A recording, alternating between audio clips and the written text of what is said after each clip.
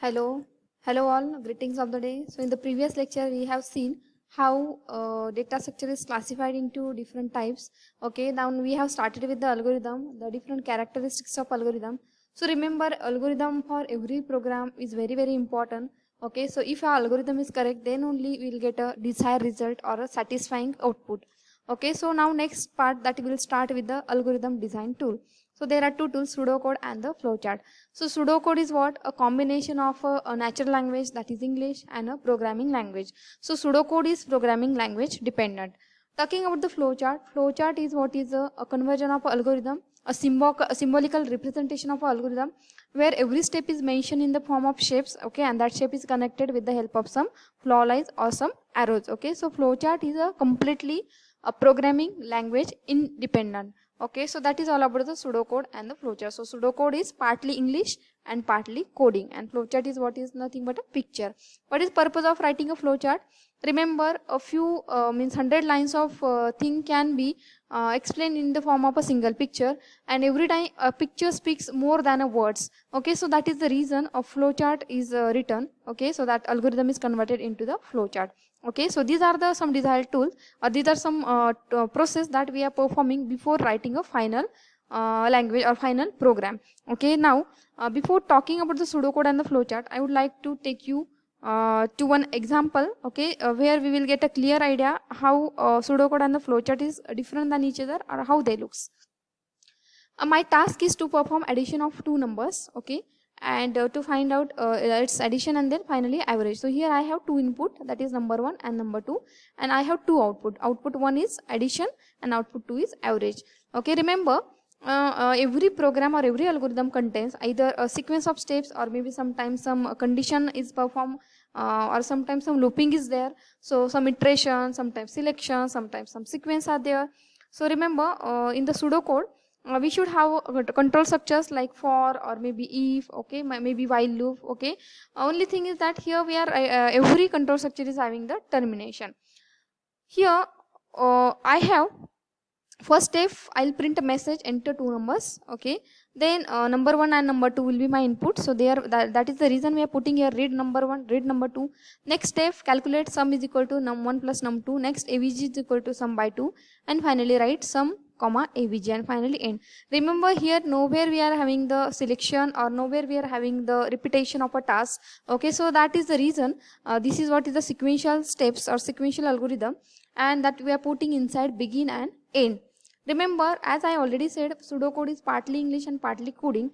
So that is the reason we have here writes, read, okay, a normal English statements. Okay, wherever we have operations, so there we are using these operators, okay, or maybe some formula. Now moving toward the flowchart. See, flowchart is what is the symbolical representation of a algorithm where different shapes are involved. So here I have start and the end, that is put in the this particular shape called oval. Here I am accepting two numbers, so input is accepted, and that is mentioned in this particular shape called parallelogram. I am performing some operation here, some processing, calculation like num1 plus num2 and then sum by 2. So this operation, this processing is mentioned in the form of shape or inside the shape called rectangle. And again here I am printing some message, two outputs are there, sum and average, that is put inside the parallelogram. So before understanding pseudocode and flowchart in more details, so there are some things that you should understand, then only you can write down the pseudocode and then only you can write down the flowchart.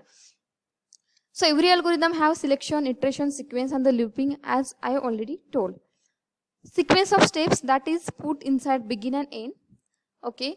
Now if I have for loop, okay, or if I have to perform some task repeatedly for a specific value of I, so this is the way I am writing. For I is equal to 1 to 6, okay, so this is what is the range, and do these particular steps are performed, and finally end for.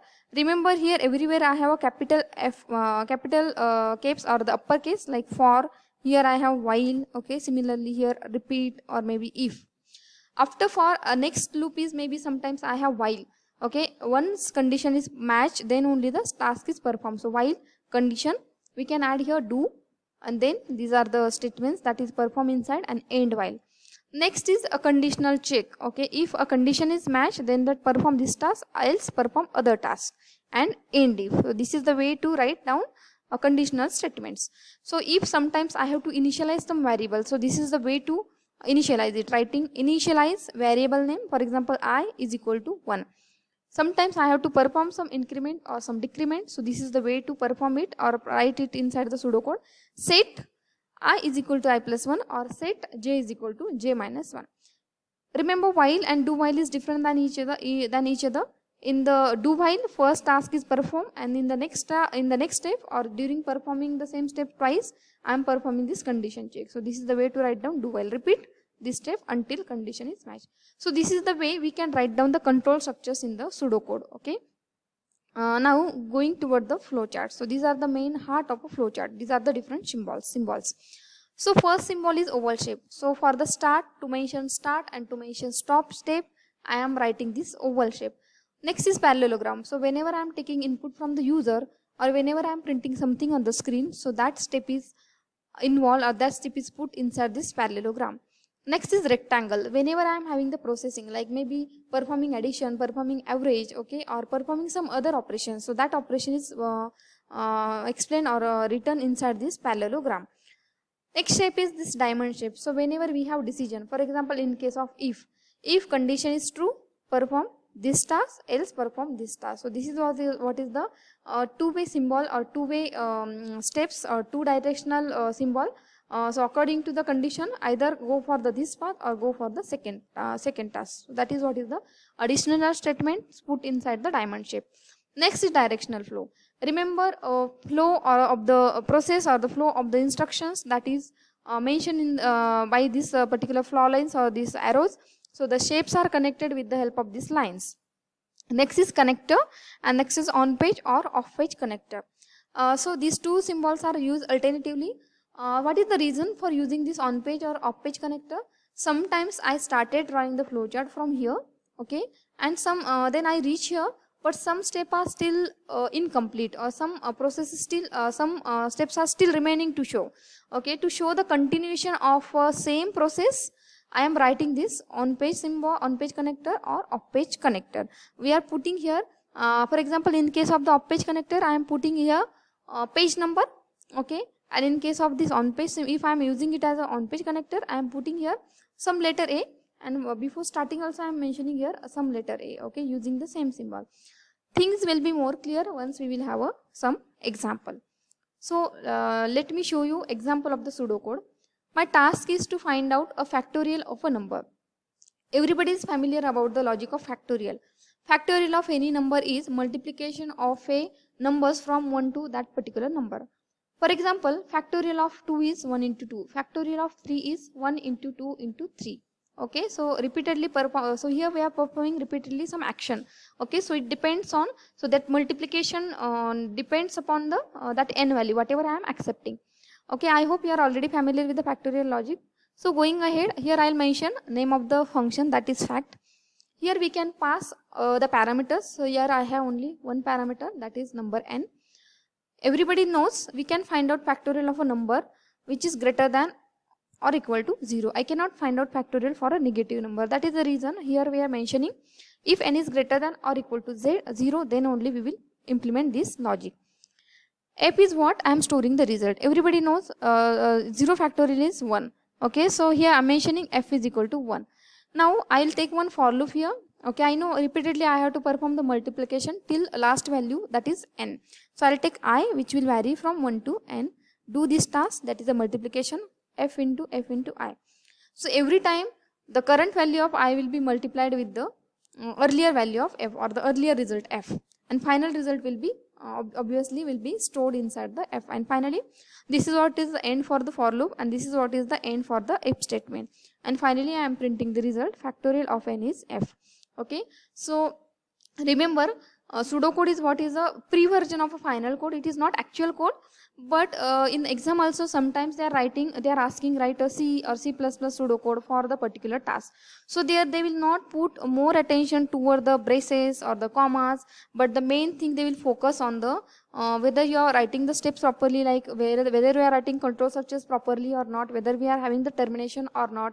Okay, so after converting this pseudocode into the final code, so we are just putting the maybe curly braces or maybe the parentheses as per the programming language or requirement.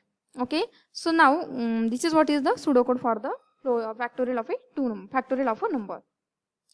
Now we'll see this next example or the example, same example where I am writing a flow chart or driving a flow chart. So the first step is start. Okay, so that is mentioned in the oval shape. Next, here I am accepting the input from the user, that is number n. So that is put inside parallelogram. Next, I am initializing fact is equal to 1. Then initialize I is equal to 1. So both the steps are here some processing is involved. So that I am putting inside the rectangle.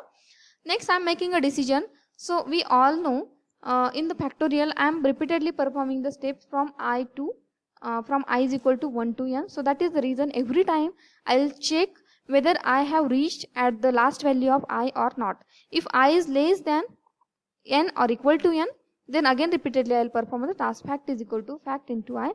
Every time I will be incremented, again I am checking whether the condition is met. That is what is the working of the for loop. Okay, and if I will reach at the end value of I, then I will stop here and finally the result will be printed, that is print fact. Again printing is what is output, so that is mentioned inside the this parallelogram, because input and output is this instruction is placed inside the parallelogram symbol. Now remember, after printing the fact, still my algorithm is not complete, because my algorithm should have stop state here or the stop statement here. Okay, so that is the reason here I will mention the this on page connector. So as I already told, on page connector is mentioned or it is drawn with the help of this letter A, and same letter I have to write down here also to show the continuation of the same process. So after printing fact, next is A. So again I will go here I'll come here at the A, and finally I'll stop here. So this is what is the flow chart to find out factorial of a number. Okay, remember your algorithm or this algorithm flowchart is what is the conversion of your algorithm. So all the things that algorithm is satisfying, all the properties that algorithm is satisfying, that will be for sure satisfied by the flowchart. So we can have one example here. For example, I have to find out factorial of 4. So initial value of n, enter number n. So n will be 4 here. Initially fact is equal to 1.